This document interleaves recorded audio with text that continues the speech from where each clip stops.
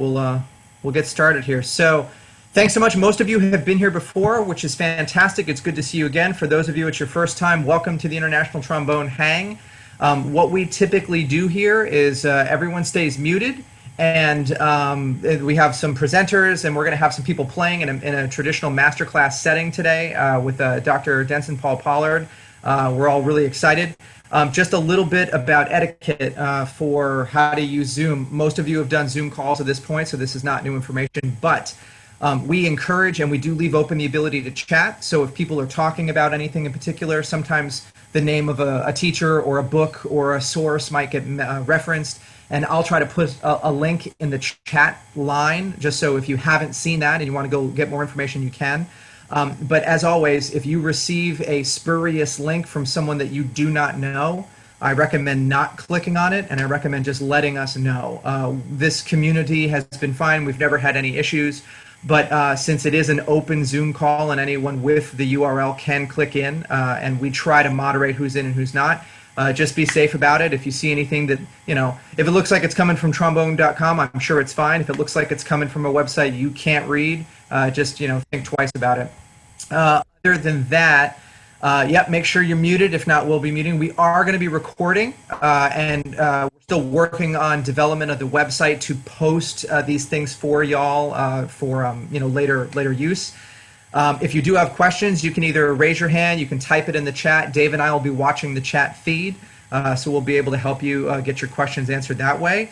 And am I missing anything? If there's any need for translation, just post something in the chat, and there are people who will be able to assist with that. I believe we've got all the main languages covered. Fun fact, the International Trombone Hang is up to 24 countries now. 24 different countries worth of people have checked in or have at least been added to the email list. So it's nice to see that we're growing not only in number, but in our reach all over the world. So thanks for being a part of that.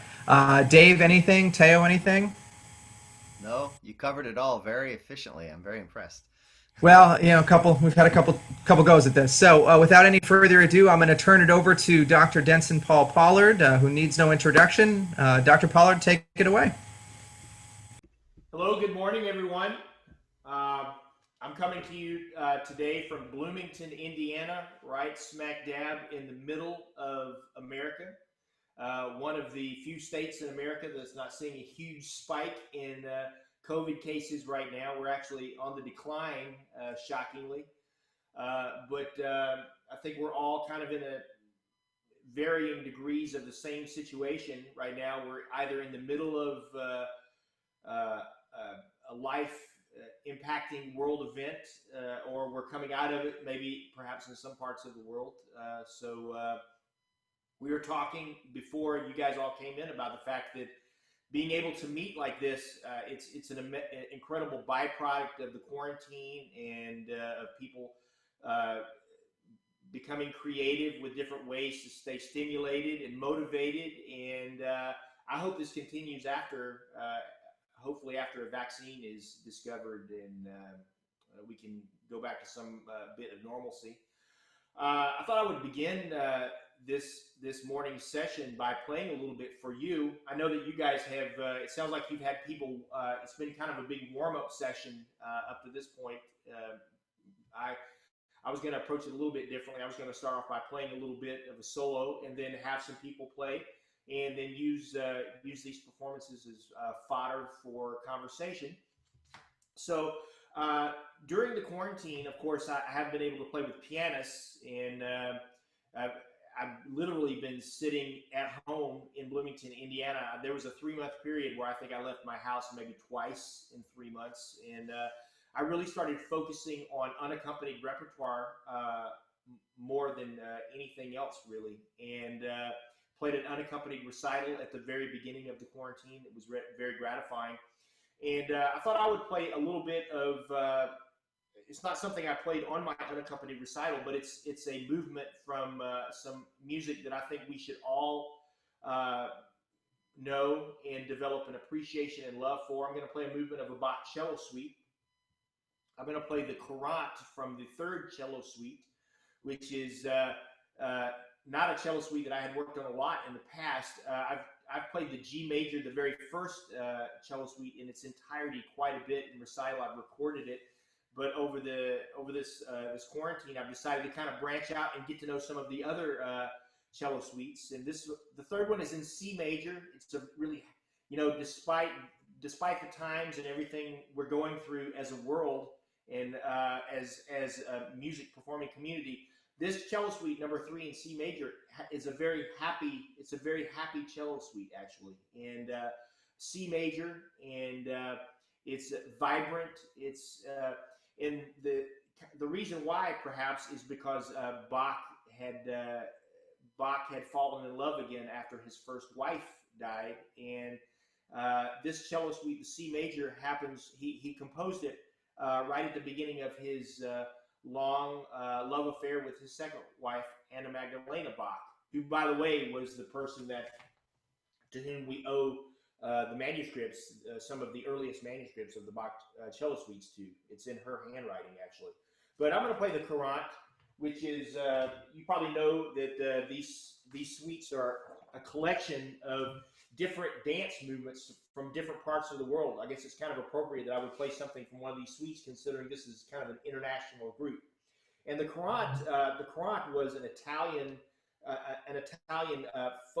dance for couples. So again, I guess it's kind of appropriate I would play this movement, considering that the motivation for writing this suite was Bach's new love. So this is the Courante from the C major Bach cello suite.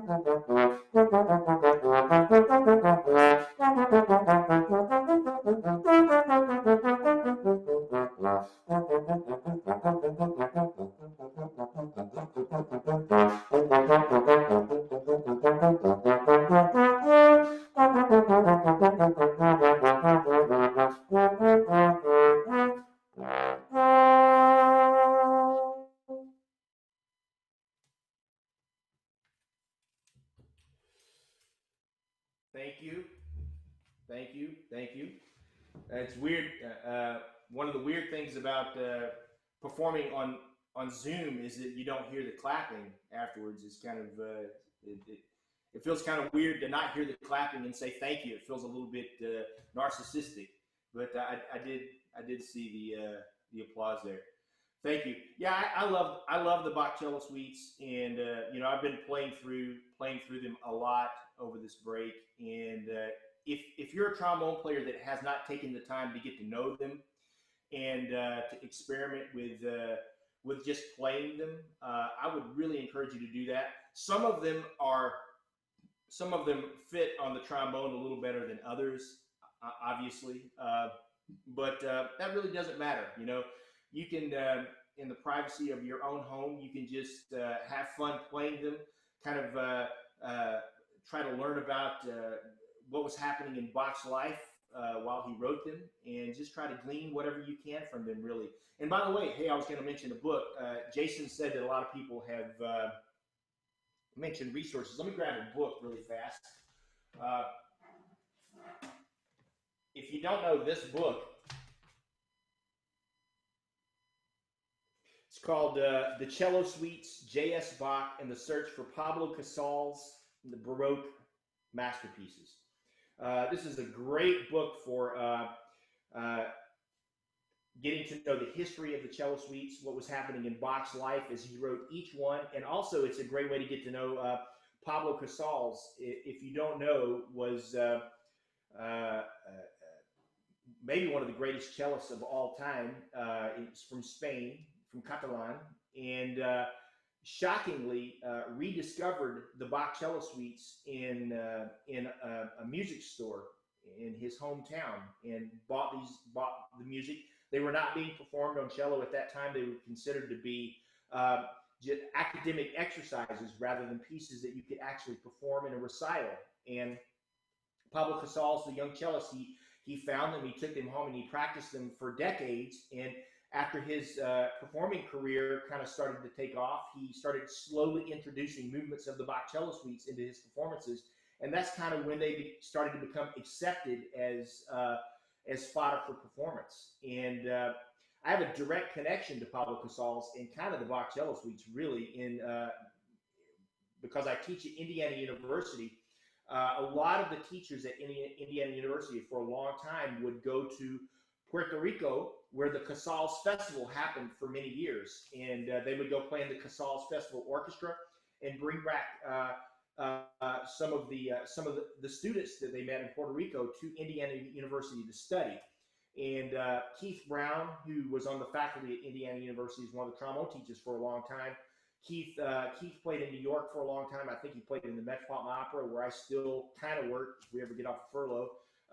Keith transcribed the Bach cello suites for trombone, one of the earliest transcriptions for trombone, and I really haven't been able to talk to anybody that can really confirm my suspicion, but I know that Keith was on faculty with a guy named Janos Starker for many years, and Janos Starker recorded as a cellist. He holds the record for the most number of times recording the Bach cello suites. Janos Starker recorded the Bach cello suites. I want to say 5 times. He won a Grammy for the last time he recorded them. And Keith was on faculty here at IU with Janos, and I got to believe that Keith heard Janos probably perform the Bach cello suites. He was down at the Casals Festival. He probably met Pablo Casals. So I have a direct connection to this music and really grown to love it. If I don't know if you guys can take a screenshot here. Can you see that? It's a great book, great read.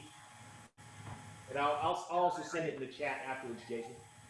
Well, yeah, I posted a link to the Amazon option to order that particular version. So there was a question in the chat that was posted. Do you have a particular edition that you like to play out of? I know you mentioned it doesn't matter, to work on them, but have you found a go-to for yourself? Do you use the Keith Brown or the Marsteller? Or?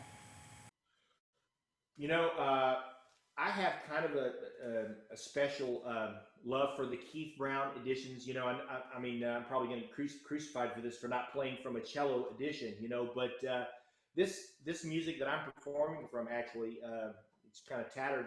It's music that I bought when I was 17 years old. My trombone teacher in Jacksonville, Alabama, had me buy this edition from published by International Music Publishers. So I actually played from the Keith Brown edition of the Bach cello suites. Since like I said, I've had them since I was 17 years old. There are a lot of editions out there that you can play from. I have explored the original some versions that cellists play from as well. There tends to be a lot of annotation and editing in those versions. So I don't know. I just play from the one that I'm most comfortable with. And like I said at the beginning, if anybody wants to debate the validity of any edition over the other, it's kind of hard to do that because we really do not have a version. We do not have the Bach cello suites in Bach's actual hand. The only version that we have are the suites written out by his wife, who probably wrote them out to sell to sell to someone. So it's kind of hard to debate. It's kind of hard to debate which version is better than the other because they're all secondary versions. Um, and interestingly, I'll point. Is anybody here from Chicago? Is anybody here in Chicago? By the way, anybody here? Uh, this book that I've mentioned a couple of times. It's very interesting because the guy that wrote this book has been able to kind of track down where all of the different manuscripts of Bach's music possibly went after his life. Apparently, musicologists know that he gave certain music to certain members of his family, his wife, his children, and they've been kind of able to kind of track down where all of this music went. And it's possible that the original manuscripts for the Bach cello suites are in Chicago, because some of Bach's relatives, generations past, have been tracked down to Chicago. And apparently there was a trunk filled with some original manuscripts of Bach's music that was on the way to Chicago when this family moved there and mysteriously disappeared. So there's a theory that maybe there's a whole trunk of Bach's original manuscripts of different compositions just kind of hiding in Chicago because the people don't want anyone to know they're there. So, fun fact about the Bach cello suites. So yeah, I play from the Keith Brown edition, and ironically, in my office at Indiana University, I have Keith Brown's piano, where he probably sat many years of his life working out the different arrangements and transcriptions that he did over the course of his life. So it's I've come full circle here. So yeah, I play off Keith Brown editions to answer that question.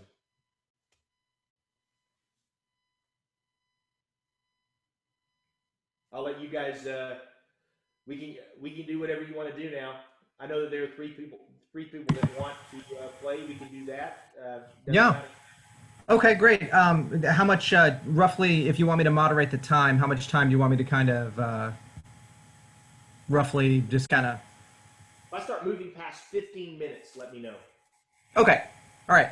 I believe, Tyler, you're first on our list. So why don't you go ahead and unmute? I'm going to remute, and then I'll let you two at it here. Good morning. Thanks for listening to me play. I'm going to play, actually, speaking of the Bach cello suites, the Sarabande from Suite Number 3. And the version I use for tenor trombone is by André Lafosse for the Paris Conservatoire. Okay, great. So from Suite Number 3 as well? Yeah, the Sarabande. Oh, great.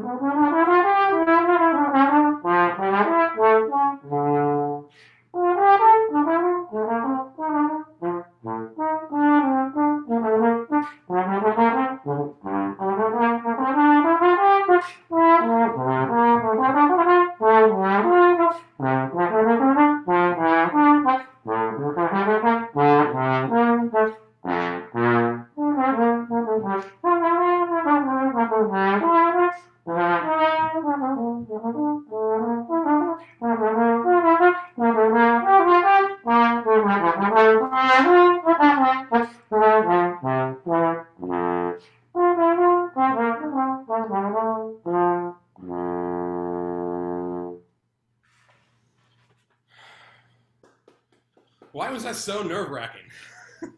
It didn't sound nerve-wracking. Bravo, bravo. That was beautiful. I think is that the Allemande? Saraband. Either one of our editions is maybe it's the Keith Brown edition, but I have that as the Allemande of Suite Number 3. And it could be a misprint. And It's probably a misprint in my part because I have 2 Sarabands in the thirds in my version. The second Saraband comes just before the Bore number 1. Interesting.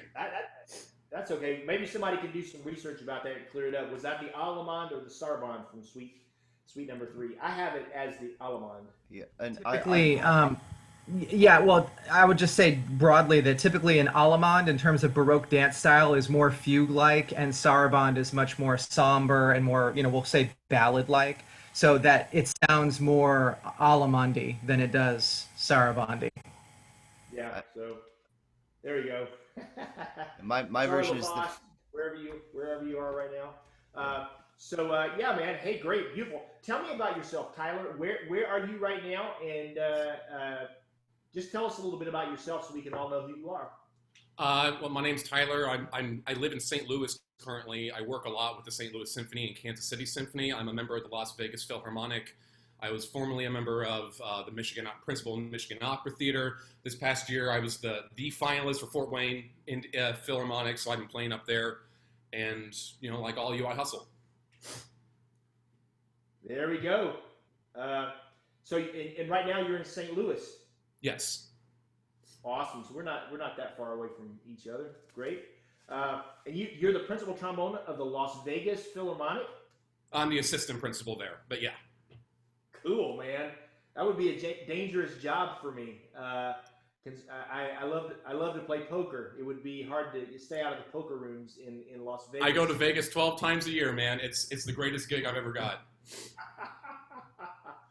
Great. Nice to meet you. And one of the things I really like about your performance, and one of the things that's really challenging about playing the Bach cello suites, is to figure out where you're going to breathe. And I thought you did a great job of choosing places to breathe that were appropriate in the phrase, and were oftentimes so quick that they were hidden within the phrase. It didn't disrupt the line that you were creating when you played. And I didn't hear any moments where a breath caused a note before or after it to suffer somehow because from tone or from being too short or anything like that. I thought you did a great job there on that. So thank you. And honestly, besides some of the technical aspects of playing the suites, I think that's the biggest challenge of playing a Bach cello suite movement effectively, is figuring out where am I going to breathe so that this beautiful music doesn't sound overly trombone-y. Our instrument requires a lot of air to play it well, and a lot of the lines that are built in these Bach cello suites are long, and you do have to be creative to pull that off. And I thought you did a great job on that, man. It was beautifully executed in that way. The only the phrasing was nice. I heard the tiered dynamics. The only thing I would say is, something I'm particularly sensitive about, considering that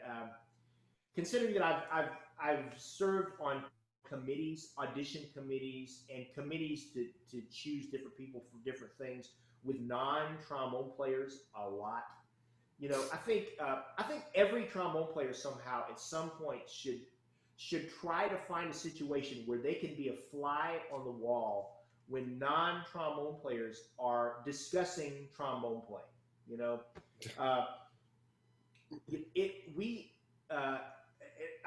Maybe I'll jump off with a story. When one instance where I had the opportunity to do that was when I was leaving my job in the Radio Symphony Orchestra in Helsinki, Finland. I had the opportunity to sit on the audition committee to choose the person that was going to replace me in the orchestra in Finland. So And the way they did it was they invited people to send in videos of their playing. You know, most of the time it was uploaded to YouTube, and once they assembled these videos, there were about 20 videos of different people from different parts of the world that had been sent in.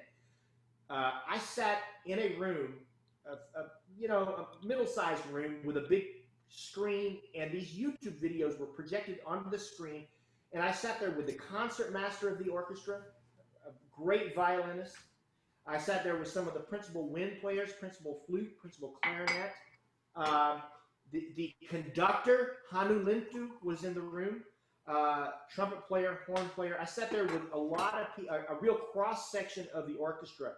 And what we did was we listened to these videos, and then every member of the committee, had the opportunity to speak up and tell what they thought about this person's playing that they just heard. And it was a real education about how non-trombone players view and hear our playing. And I just want to throw out that, non-trombone players are very sensitive to things like us getting overly bright. Anything that suggests aggression or too much volume, they're very sensitive to that. And you've heard that phrase. I don't know. In the South, I'm from Georgia originally, but we had this phrase: "That guy has a face only his mother could love." Right? Well, trombone players can produce a sound sometimes that only other trombone players will appreciate. Right? So the only thing I would say, Tyler, again, I thought it was beautiful, but I think we all need to be aware that when we're playing this music, especially for a mixed audience, we just need to make sure that we can keep it as warm and round and beautiful as possible at all times. I think that's the way we're gonna sculpt our playing in a way that will appeal to not just trombone players, but to non-trombone players, vocalists, and woodwind players, and string players. And I'll mention one other thing that I did. It wasn't a Bach cello suite, but I went through a phase in my life where I was learning the Brahms E minor cello sonata, and it was back in college, and I was working with a pianist, and her teacher, the pianist teacher, was a well-known international piano chamber musician. And I don't know why I agreed to do this, but I was coerced into going into a coaching session as a bass trombone player, playing the Brahms E minor cello sonata for this international pianist, chamber musician. And he crucified me. I recorded the whole thing, and he crucified me for getting too loud, for things getting a little bit too bright or too edgy. And, many times during the course of that coaching session, he pointed out a moment where he thought I got edgy, and I thought, edgy? What? This is not edgy, And it was a real education about how other instrumentalists perceive our playing. So I would just try to keep it as warm and round as possible at all times. And I want to say also, as a bass trombone player that plays in a large ensemble, has played in large ensembles a lot of my career, I'm also guilty of this. It's so hard to not play with that style of playing that appeals to other bass trombone players and other trombone players. After attending trombone festivals and being around a lot of trombone players and sitting around playing duets and just being in trombone culture basically my whole adult life, it's kind of hard to flip the switch and try to play in a way that doesn't appeal to trombone players. Matter of fact, I remember when I first started really thinking about this and really, really trying to move away from the typical trombone way of doing things, the typical trombone sound, the typical trombone way of playing. And when I first started doing this, I would get together and play with some of my friends, and they would say, "What are you doing? What's wrong with you? Why are you playing it that way?" And I would say, "Well, I'm just trying to think about this in more of a vocal way, more of a, I'm trying to do this in a way that doesn't just appeal to trombone players." And I was ridiculed at times for doing that, but I I won. I want to say that I think I won my job at the Metropolitan Opera because I started thinking about these kinds of things. I don't think had I gone to my audition at the Metropolitan Opera playing the way I played when, for instance, when I was in the Chicago Civic Orchestra studying studying with Charlotte, if I had played everything the way I played back then when I went to the Met audition, I don't think I would have won that job because their expectation for a musician, any musician, is again warmth, beauty, a really strong sense of musicianship over volume, over power, over thickness. That's not what the Met Committee wants to hear. They want to hear beauty, warmth, musicianship. I'll also say that, I know we're moving away from the Bach cello suites. I'm sorry, Tyler. We'll get back to this in a second. But, I'll also say that, another orchestra that has a bass trombone opening right now that hasn't been filled is the Cleveland Orchestra, which is an orchestra that I've played with a lot over the last couple of years. And I've gotten to know the culture of that orchestra very well. I've gotten to know the style of that orchestra very well. And I firmly believe the reason why that orchestra has not filled that position is because no bass trombone player has come to that audition and played in a way that they absolutely knew this person valued elegance and warmth and beauty and musicianship over volume.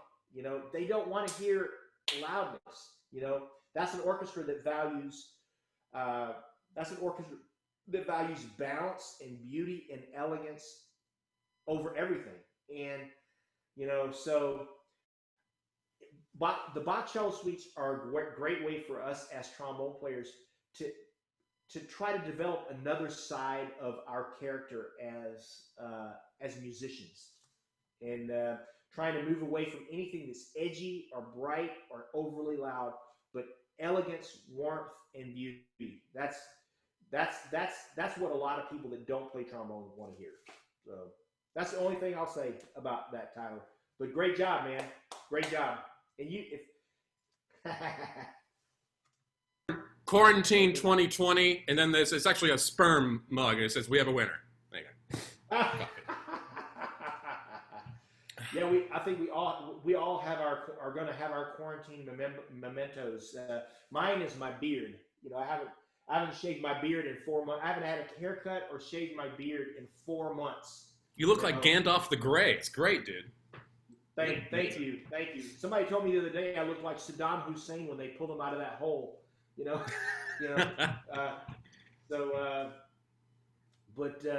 Yeah, nice to meet you, and maybe I'll see you at the tables in Vegas sometime.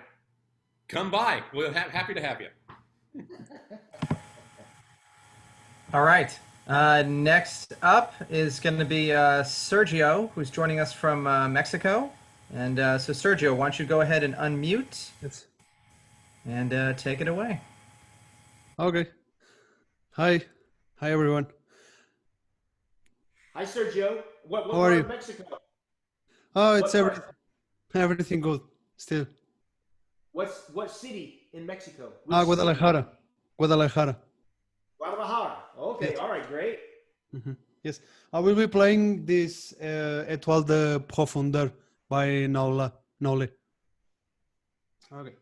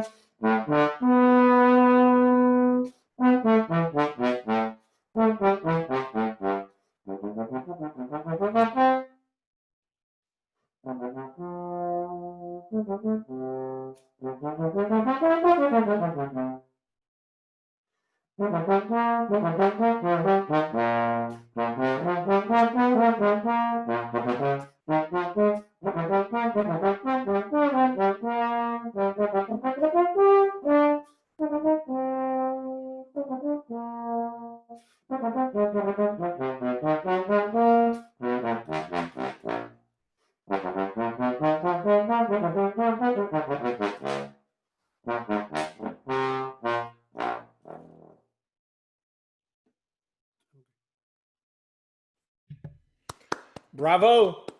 Bravo, Sergio. Can you hear me okay? I just moved my Yes, yes. microphone. Is it No, too I hot? can hear Is you. it, You will. It's perfect. it's not too hot? Not No, too no. hot? The mic? Okay, great. Yeah, bravo, man. I love this solo. Jérôme Nollet is kind of one of the, his music, he's got another piece called Monologue. And just for everybody's information, the name of this piece, Étoile de Profondeur, it means the star of the deep, which means it's, you know, I don't know if you've ever been standing outside and the sky is very clear. You know, you can see a star. Some stars are very bright and some stars are really far away. You can barely see them. That's what that title refers to. Star of light. Yeah. So, and Jérôme Nollet is, you know, he's one of the a more current French composer writing for writing for brass instruments, writing for the bass trombone. In the middle of the 20th century in France, there were a lot of pieces written for bass trombone dedicated to Paul Bernard, the first bass trombone teacher in France, who, by the way, was a tuba player primarily. If you don't know, if he played bass trombone, it was a little bit on the side. He was a tuba player for the Paris Opera, and you know, as a result of being the first bass trombone slash saxhorn slash tuba teacher at the Paris Conservatory, had a lot of pieces written for him between 1950 and like 1980. I think he retired like 1981 or something like that. There was a kind of a big hiatus there in France. Not a lot of great music was being written for bass trombone, and this is one of the pieces. This is a newer piece that was written for bass trombone that's beautiful, and I'm glad you're playing it. I recorded this on my second CD actually. Yes. And played it with ensemble quite a bit. I want to ask you guys: is anybody here from France? Are there any French trombone players in this group?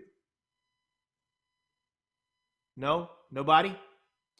You know, something very interesting is happening in France right now. I don't think people outside of France know about this, but right now there is a huge controversy in France right now about the bass trombone, and the reason why is because the Paris Opera, they have a bass trombone opening right now, and the audition list, I don't know if anybody's seen the audition list for this audition, but the very first round is the Rimsky-Korsakov concerto, and then a whole bunch of tenor trombone excerpts in the first round.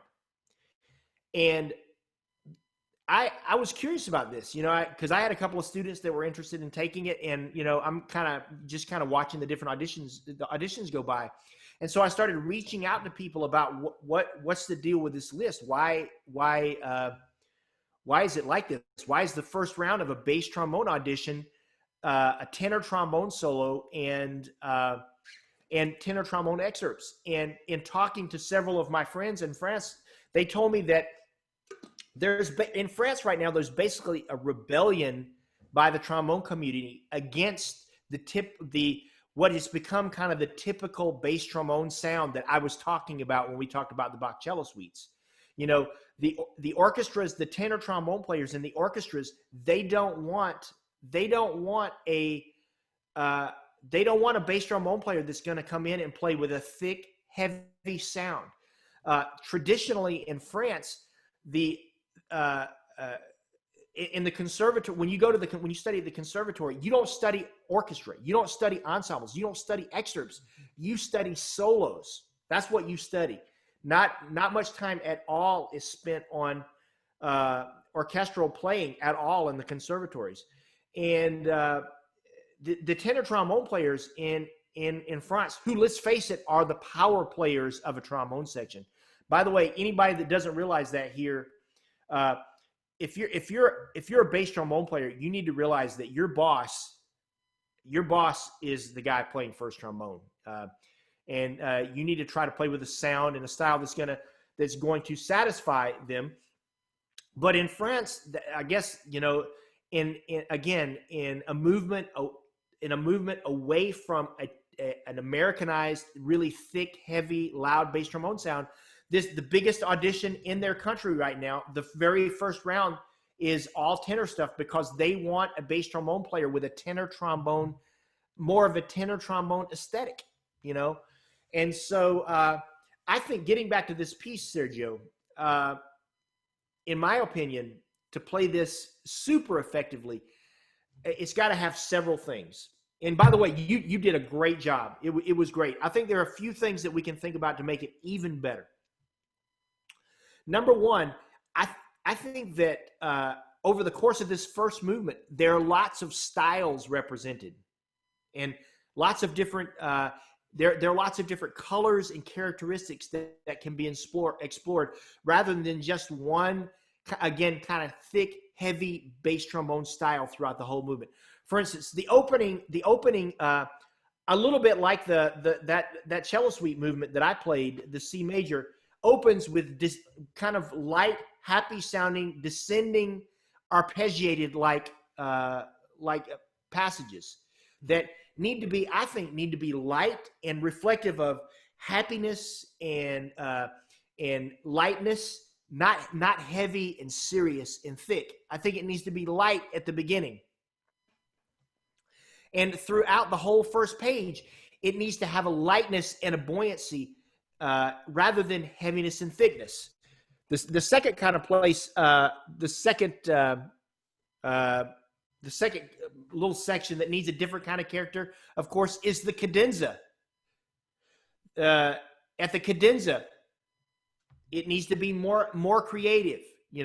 Take more chances with rubato and vibrato and your phrasing in the cadenza, rather than just playing it strictly in time. It says, what does it say there? Slow and with liberty. With liberty, so you can be way more free. Make that cadenza way more different from what you did in the A section of the solo. Get even more outside of the box. Now, the place that I think is very interesting for you, considering that where your origins as a person and your culture is at 73. Da da da da da da da da da da. That for me, it's 73 kind of has a Latin feel, da da da da da. A greater variance of articulation and more focus on crisp rhythms through there. There's another place that it needs to be more ballad-like at 82, more legato. And when you reach that high A natural, try to make it sound easy and beautiful, Tommy Dorsey-esque there in that moment with some vibrato. So I think this whole movement needs again, your focus needs to be on variety of style and articulation rather than bass trombone sound. No Bruckner, no Wagner on this solo. It needs to be you need to kind of put on a tenor trombone hat for this solo, really. And, especially for the second movement, that beautiful melodic second movement. We won't hear that now, but again, not heavy and thick, but singing like a beautiful singer on the second movement. So vary the style more, I would say. Number one. There's another thing I want to say, Sergio. Let me ask you this: have you played this with piano? No, I just started to prepare this for a competition, so I'm playing this just for 1 month. Is this for Jeju? The Jeju competition? Yes. Yeah. So if they have it, if you get to the round where you have to play with piano, when you this movement, there needs to be a more definite pulse that all these rhythms and all these different styles hang off of, and you're going to have a little bit of trouble if you get together with pianists and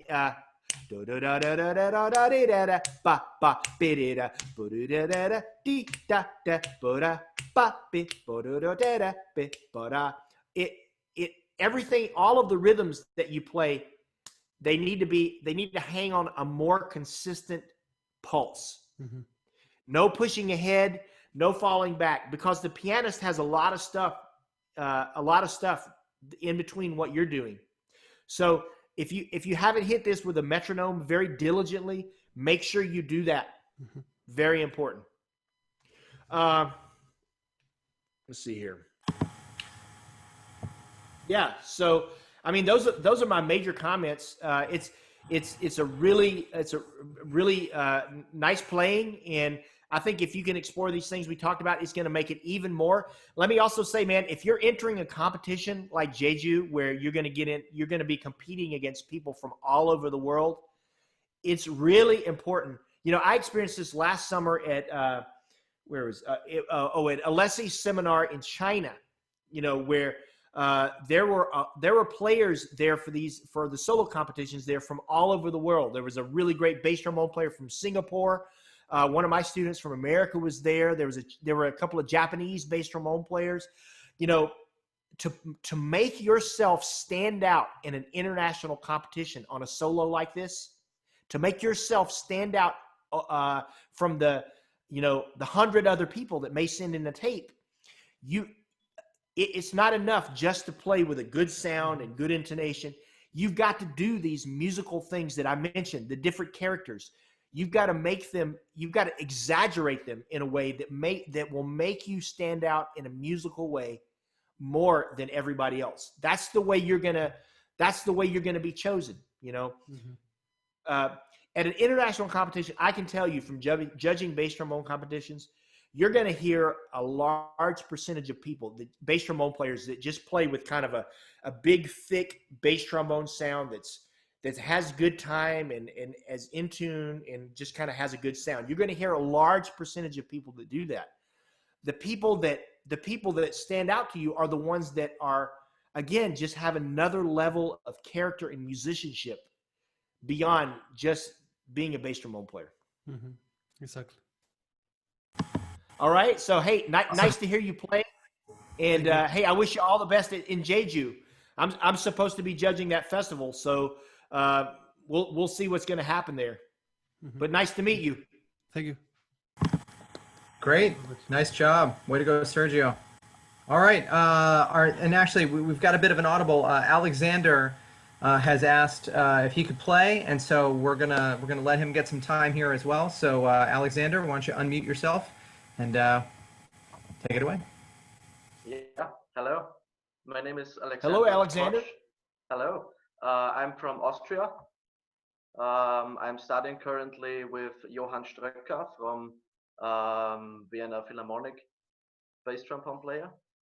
Yes. And yeah, I would play the Schulek Sonata today, if it's okay.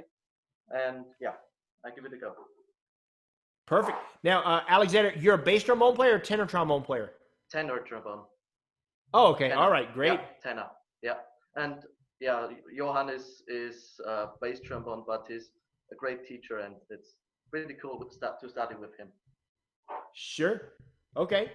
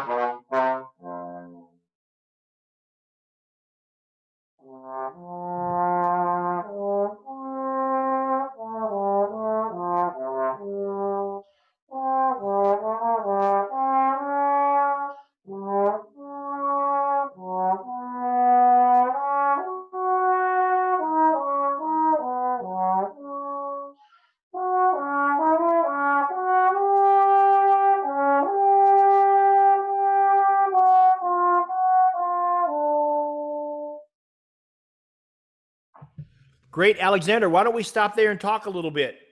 Sure. Great job. Great job, Alexander. Sorry, I'm trying to find you on my screen here. I've got grid, the grid mode here. Let me. If you Maybe change if the I talk- setting to a speaker view, then you'll be able to see who is speaking. Okay. There you go. Okay, there we are. Sorry about that. Wonderful. Hey, great to hear you play. Now, Alexander, what year are you in school? How old are you? I'm 19. 19. Okay, all Yeah. right. Great age, man. I wish I could go back in time and discover the Sulik for the first time at 19. You know, first of all, let me say, I'm going to go on record and say, I think this is the greatest composition ever for the trombone. You know, it's my favorite solo. It really is. I have to, you know, as someone that plays a lot of recitals, I have to stop myself from programming this piece because I'll put it on every program. I love playing it so much. You know, it's so gratifying. And this is a new piece for you, I'm assuming. Yeah. Okay. All right. Well, you know, Alexander, one of the things that, especially since I joined the Metropolitan Opera Orchestra over a decade ago, something that has become very important for me in my music making is making sure that I connect somehow with either a narrative that is built into the music or one that I create myself to project onto the music. For me, it's very important to tell a story when I play. You know, it's a major part of my thought process when I play a solo. Even if it's a solo that, you know, if I play an opera aria on trombone, of course, there's a narrative built into that music. It's one little bit of a larger story. Sometimes there's not that narrative, so I'll create one for myself just as a way to, again, try to tell a story with my music. There is, fortunately for you, in this music, kind of some kind of built-in narrative here. Do you know about that? What do you know about the name of this solo? What do you think this solo means? That's a good question. For me, it's like telling a story about something very beautiful and something you experienced that like got right into your heart. That's like how I think about it. Okay. Well, that's a good start. You know, at least you have some emotion that you're connecting with there, which is so important in music making. You know, what we're talking about right now is the difference between robots and people playing music. You know, so it's good that you have something that you're thinking about, some emotion, some narrative there. That's good. Now, I would propose, based on the title, the subtitle of this piece, it's Vox Gabrieli, Latin for the Gabriel was the in the Bible, the Christian Bible, the messenger of God, right? So that tells us something about this solo, in my opinion, you know. And if you read, if you know the Christian Bible, which, you know, I've read the Bible like 3 times in my life. I'm in the middle of reading it right now, a few passages every day. Right now I'm in the middle of Job in the Old Testament, Acts in the New Testament. You know, the overall narrative of the Bible is that God created the earth, a God that we can't see, that's somewhere out there, created the earth. Man slowly corrupts the earth to the point where God just has to destroy it, you know, and create a new one because, you know, men are so evil. So that's the basic Bible narrative in a nutshell. God doesn't want to do it, but because men are so corrupt and so evil, he's just got to clean the slate and start over again, right? And he sends this angel Gabriel to start the party, to start the destruction process.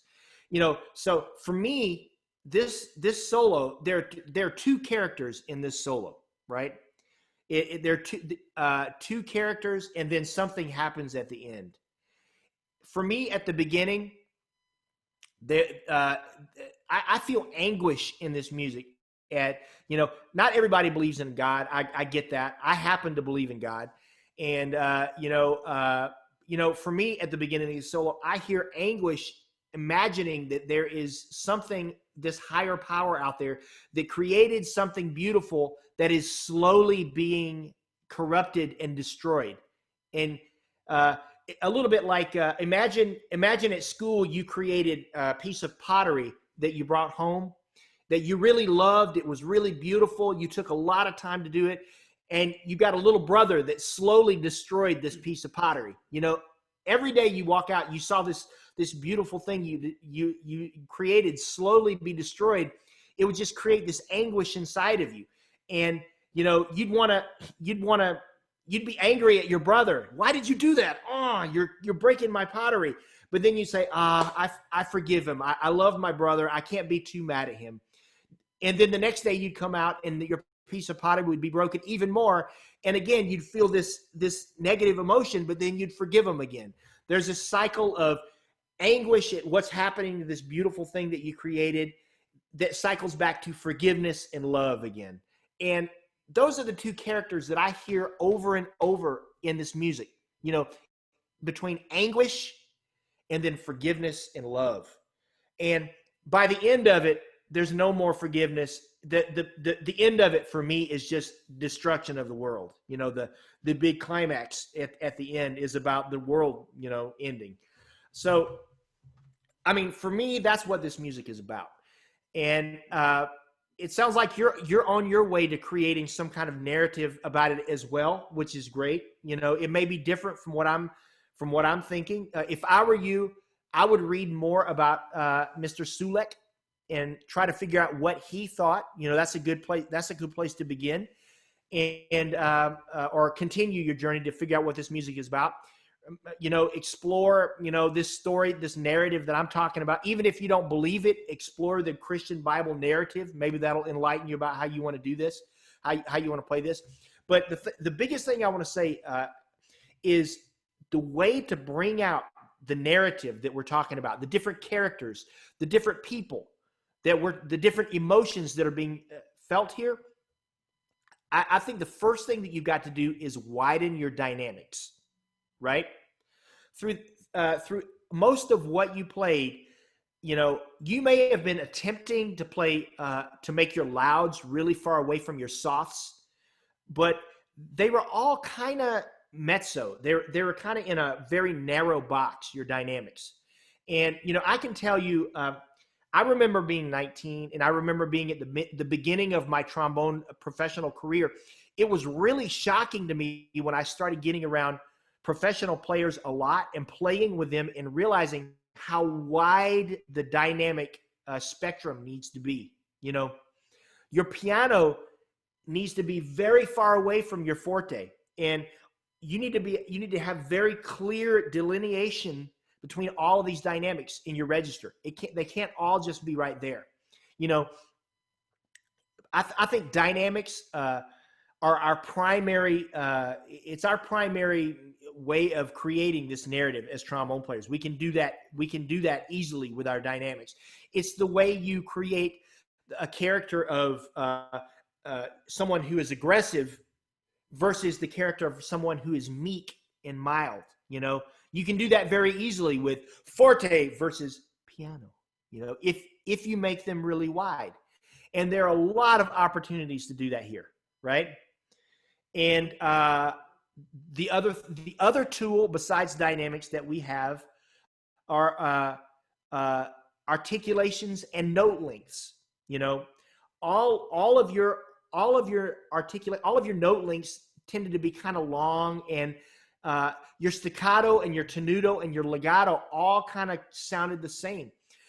I think, not to use another metaphor, but, if you're a painter, you're going to use lots of different brushes, right? You're not just going to use one thick brush to put paint on the canvas.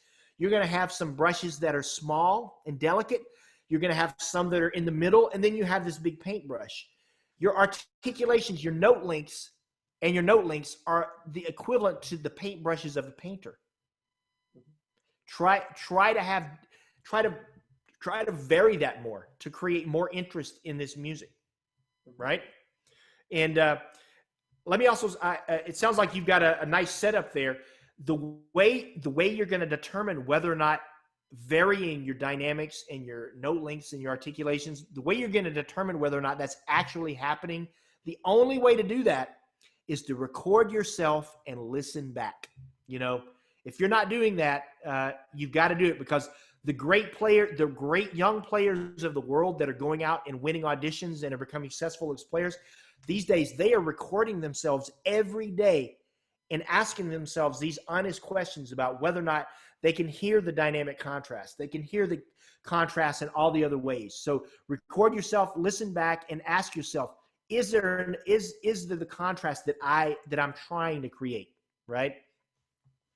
One other thing I'll say, we'll close with this. Again, have you played this with piano? Once, yes, but only once. Not like in front of an audience, just repetition. Do you remember how difficult that piano part is? Yeah. It's quite difficult. The pianist, for every note we have, the pianist has 10 notes. Boom! There are all these passages that are that I don't know how. I mean, when I hear a pianist play this, I think, man, how do they do that? How do they possibly do that? As someone playing a monochromatic instrument, So it's a very difficult piano part. You're going to make it easier for your part to fit in with the pianist if you make sure that the core, I talked a lot about being expressive, but at the core of this expressive quality has to be a pulse. La da da da da da da da da da da da da da da da da da da if you make sure that that pulse exists while you're playing this, be expressive, like I said, do all the things I talked about at the beginning, but at the core of it has to be this. If you do that, then when you play it in performance with a pianist, it's going to go together like a hand in a glove. And I heard a lot of little, when you're performing it by yourself there, I heard a lot of little places where you shortchanged the long note just a little bit, or you rushed just a little bit, or drugged just a little bit here or there. And that's going to create a very difficult situation for your pianist, and it's not going to go together very well. So, I'm a huge proponent of using a metronome. I can't get away from using a metronome. I just think that it not only does it help us it helps us develop a good sense of pulse in our playing, but I also think it just provides leadership for slide, tongue, embouchure, air. When we're playing with this, all of the things that have to come together to play the trombone well have a leader, have a very an undeniable leader. And I use a metronome a lot in my warm up and when I'm practicing solos. And that's not to say when I actually go to play the solo, I may move away from having such a metronomic style at times. I may move away from that sometimes, but I want to start with playing with a strong sense of pulse always. And I think on this solo for sure, it's important to do that. All right.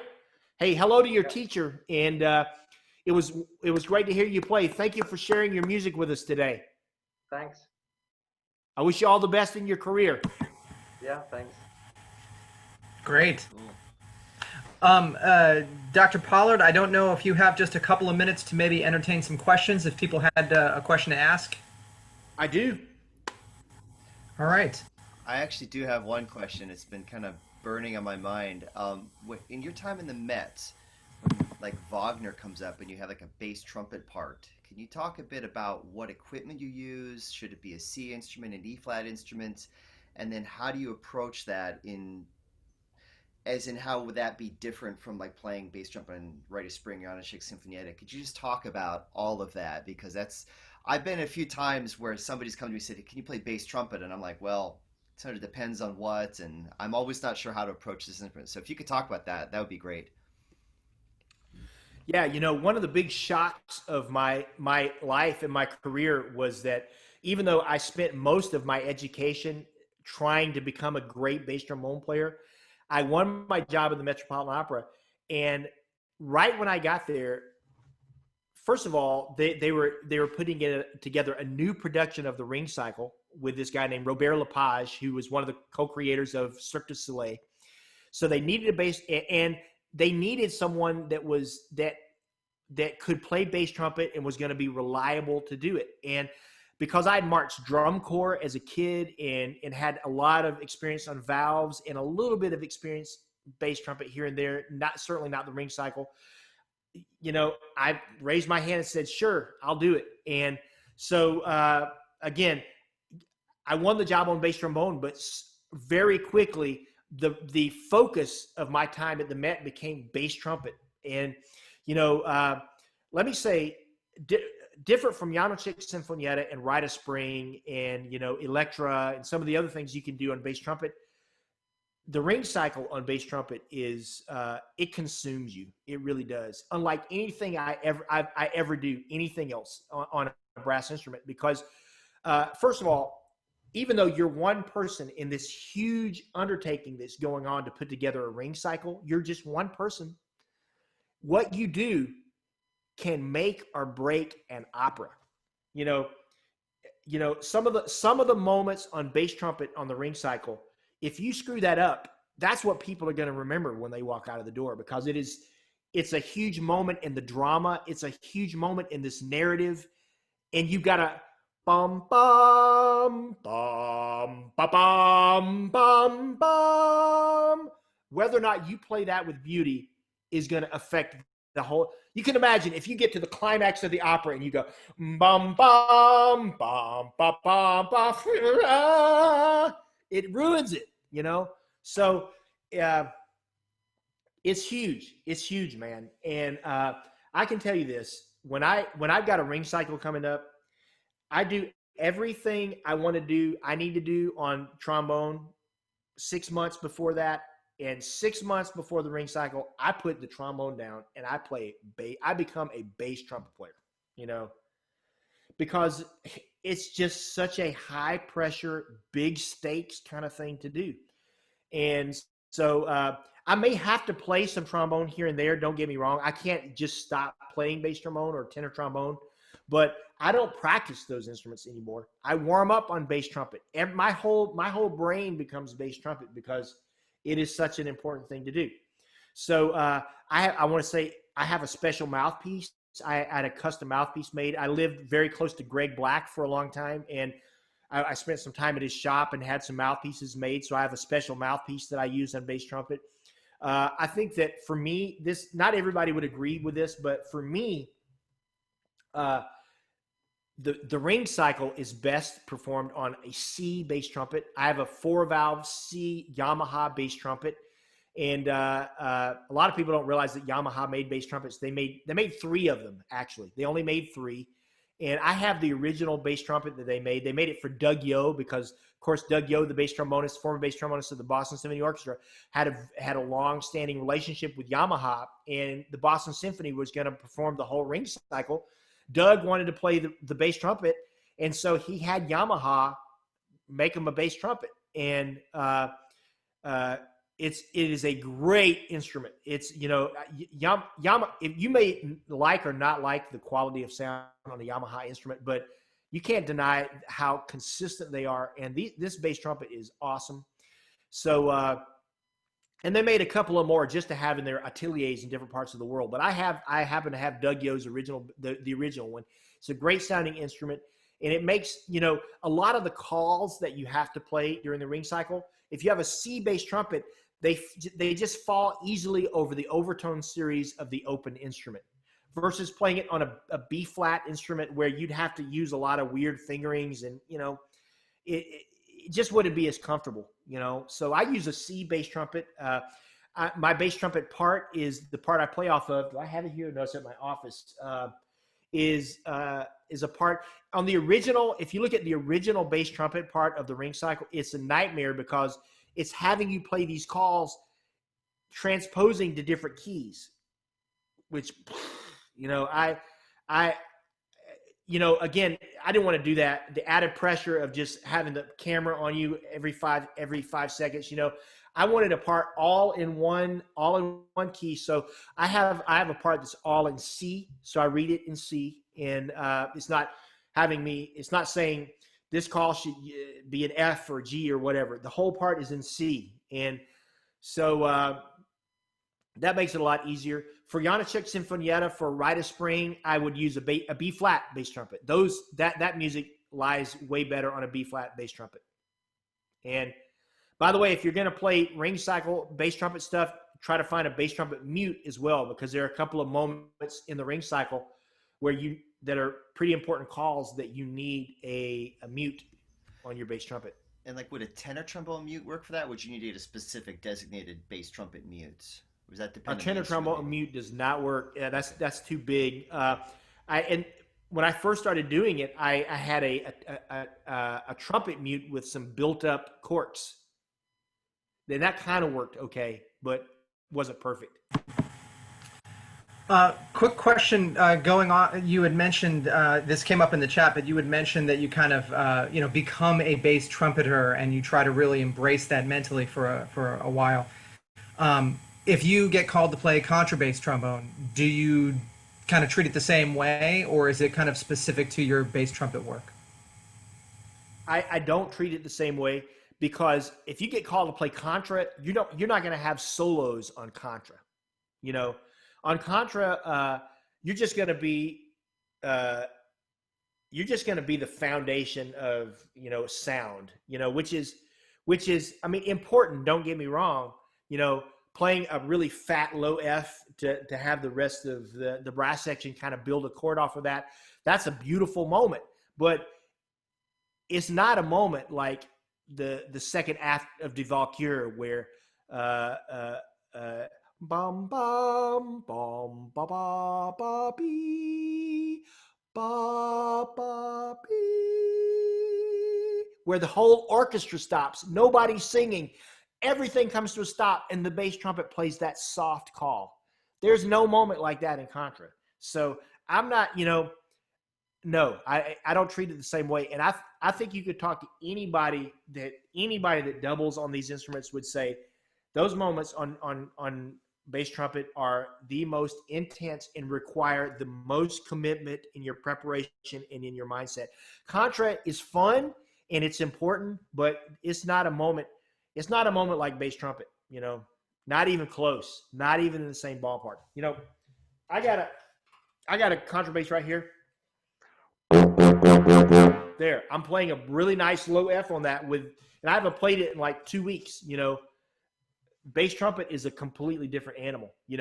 And I always say, I think going off on a tangent a little bit, but I want to say that my mentality about bass trombone and about the where bass trombone falls in the hierarchy of importance in an orchestra has really changed as a result of being in these hot seats.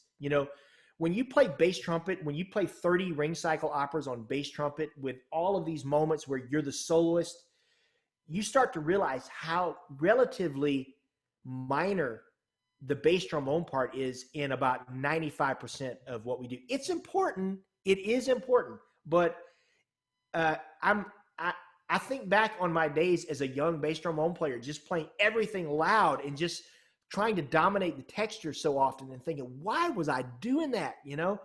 It's not what we're supposed to be as bass trombone players. And that opinion is really informed by playing a lot of principal at the Metropolitan Opera. I've done principal on Wozzeck, which is one of the hardest things I've ever done on trombone, and playing bass trumpet on the ring cycle,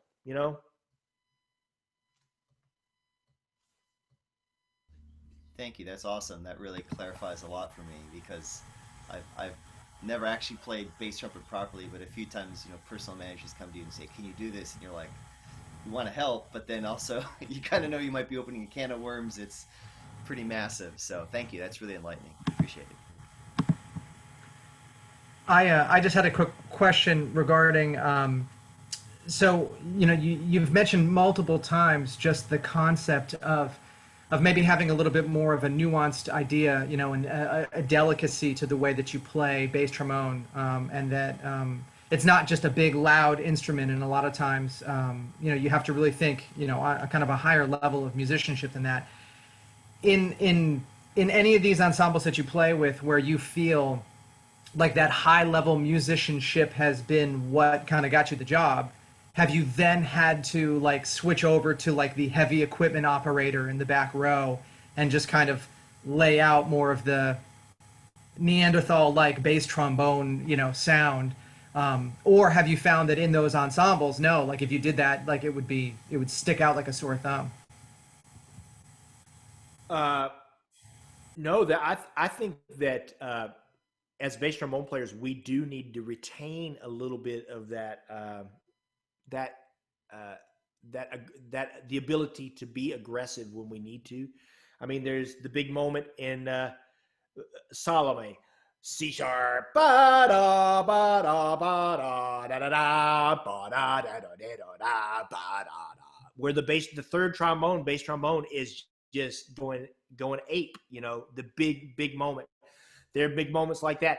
The end of Das Rheingold, the contra part, the interest of the gods into Valhalla, that needs to be heard. There are moments that need to be heard. There are moments where you do have to you have to bring that aggression but I would say that's, Tchaik 6, there are some moments in Tchaikovsky, some moments in Shostakovich where we do need to have that for sure. But the moments where we need that versus the moments where we need to be a team player that plays with nuance and beauty and balance, we need to be that player way more often. And, like I said, you're not going to hear that opinion from a lot of bass trombone players, but anybody that's been in ensembles where that's important will concur with what I'm saying.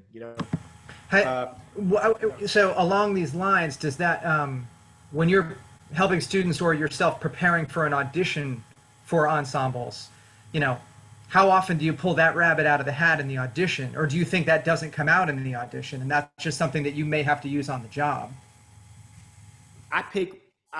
My opinion, the way I coach my students and what I've done in auditions in the past is pick one moment in the audition.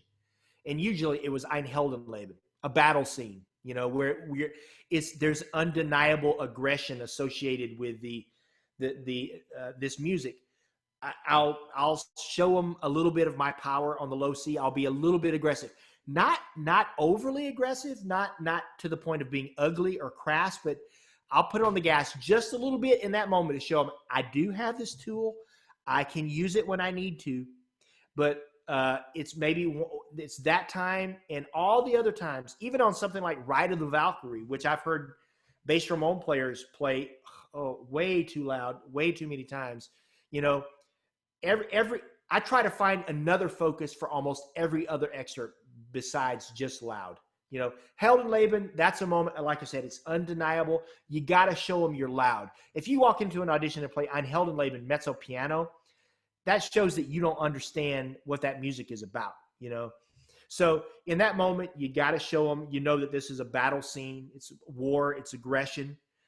And even there, I would not play as loud as you could.